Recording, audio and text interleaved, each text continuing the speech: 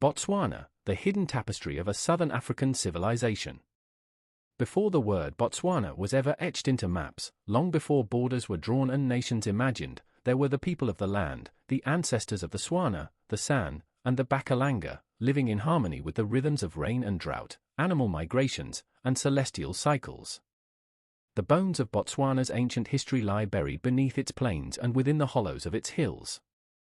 But they also live on, in oral poetry, in cattle songs, in the rituals passed from one firelit evening to the next. The first inhabitants, San footprints in the sands of time. Long before iron tools clinked against stone and before villages grew into cities, the San, or Basawa, as they are also known in Botswana, roamed this land. Their presence goes back tens of thousands of years, perhaps 70,000 years or more. They did not build great walls or forge empires, but they were architects of survival, artists of the natural world, and philosophers of the hunt.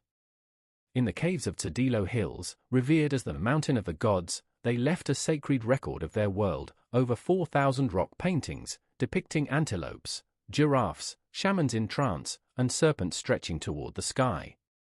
These were not mere decorations, they were portals, doors into a cosmology where the spirit world was always close and life was a constant dance between the physical and the unseen.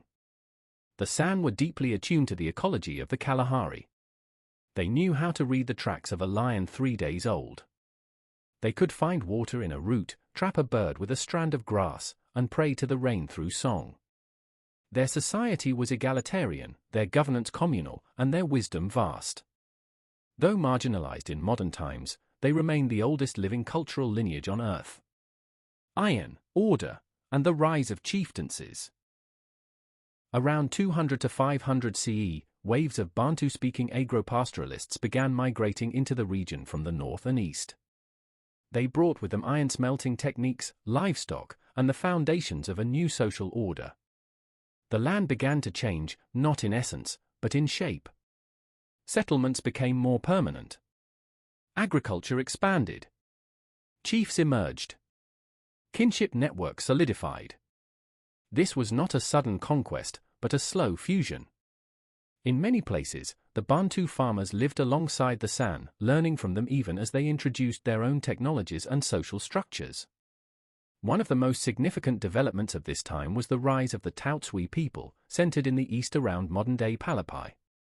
From around the 7th to the 13th century, the Tautsui built organized settlements with circular homesteads, grain storage pits, and evidence of cattle enclosures, suggesting a society deeply reliant on livestock wealth,